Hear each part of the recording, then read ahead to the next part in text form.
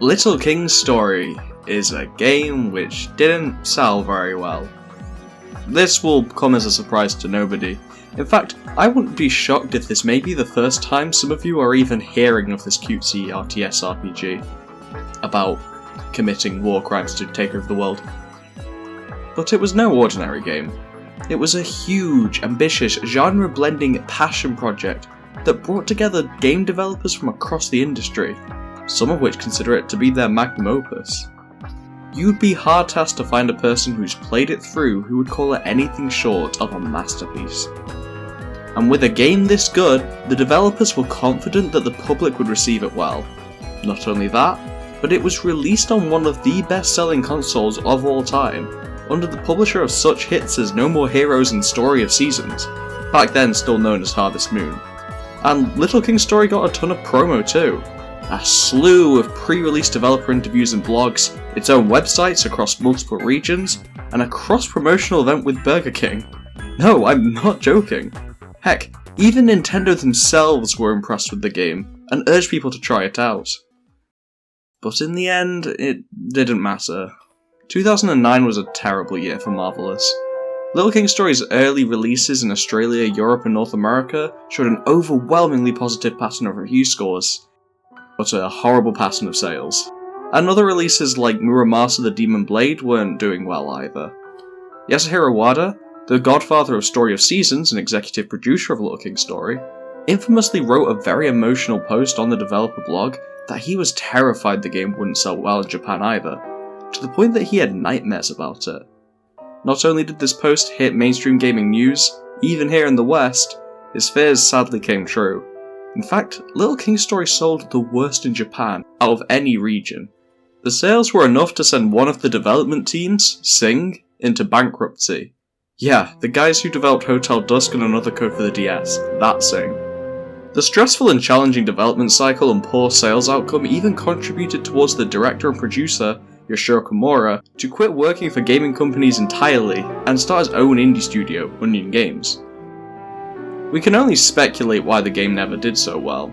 Perhaps the Wii had too many competing games at the time, and LKS looked too casual to be any more special than the plethora of other cutesy looking titles. But the expectation was always that the game would sell well, and even had the potential to start a new franchise for the company. Of course, this never happened, but the confidence in this frankly amazing game was high. High enough that a simplistic spin-off was already in the works before the game had even released. So how come even the most hardcore Little King's Story fans wouldn't even be able to tell you about this side game's existence? Buckle in folks, today we're diving straight into the weird world of Japanese feature phones in order to find out what exactly happened to Little King's Story's mysterious spin-off game.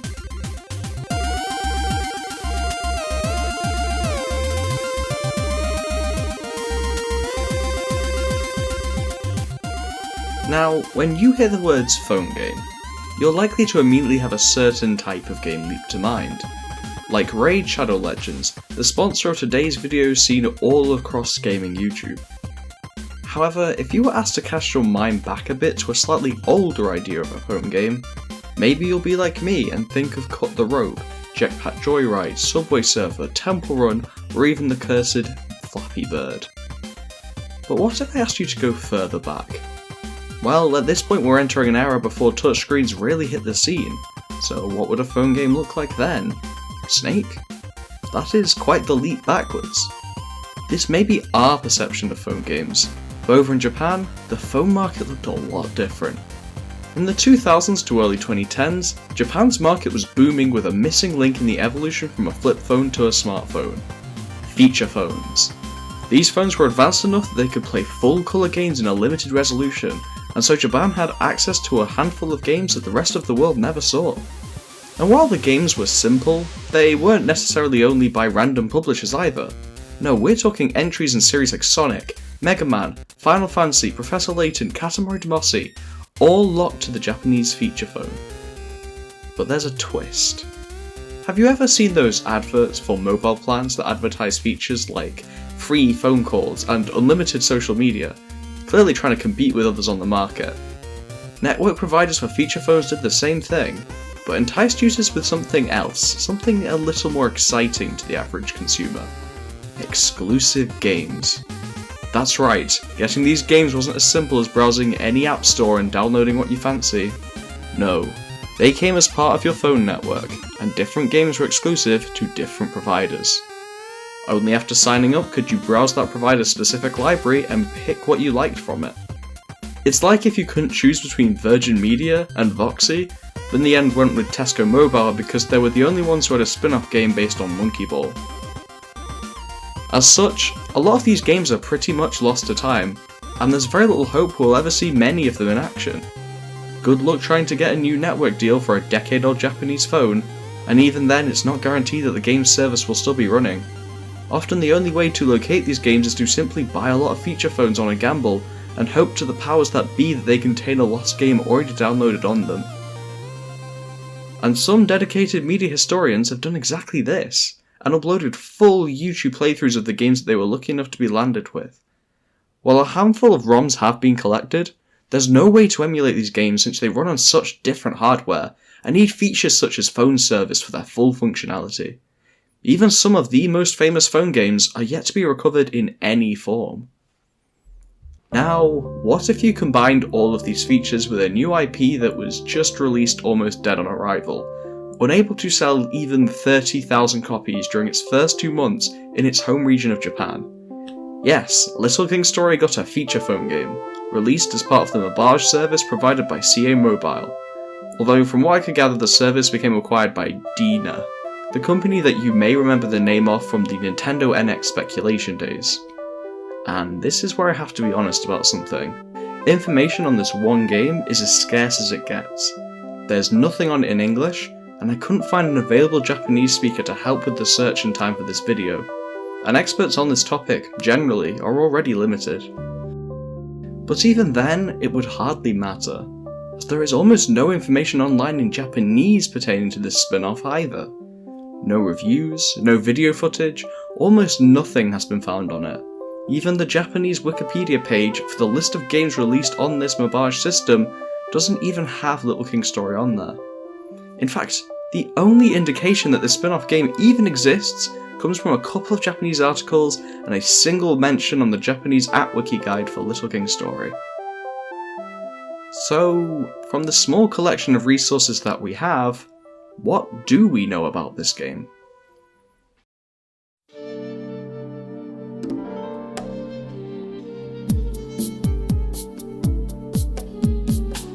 Well, firstly, the articles mentioned earlier were all written to confirm one thing, that the game was in fact released.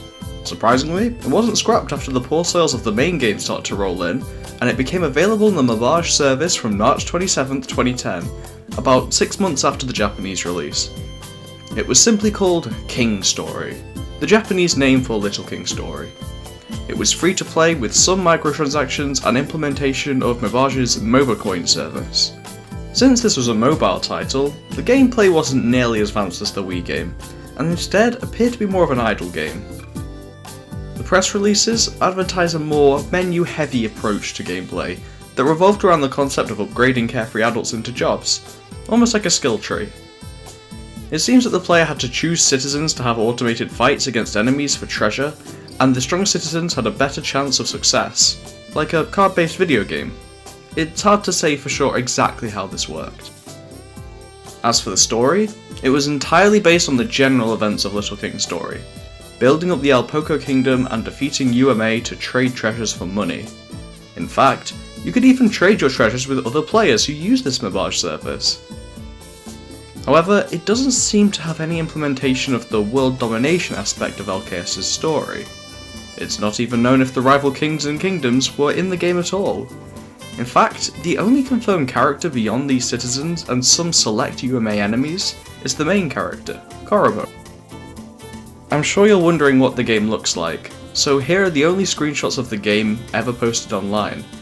This is obscure as it gets for a released game. Our entire knowledge of this corner of Little King Story's history comes from about 3 paragraphs and 3 images. And sadly, that's how it always will be.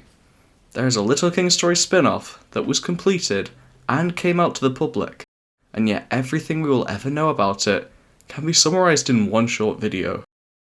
Let me reiterate what it would take for us to even see this game in action. One of the worst selling Wii games in Japan would have had to have sparked enough interest for a Japanese customer who happened to choose the specific network to download this exclusive game, keep the phone and the game all these years, and then sell it online. And then for a lost media historian to happen to buy that specific phone and report it online. The amount of people who have actually played this game could actually be as low as the hundreds. The last Little King story video I wrote tackled a mystery that was out there, that with enough people, could eventually be put to a close. And since then, many have been inspired to work on that mystery. But this is different. This is a mystery that I can confidently say we will never get to the bottom of. The game exists, but not only will we never get to play it, we will never even get to see it. Sure, it's not exactly the most exciting game ever, but the very fact that Little King Story got such a spin-off is fascinating, and it's a shame that we won't ever really know anything about it. At the very least, we can give it one merit. It's not the worst handheld microtransaction-based retelling of the events of Little King Story.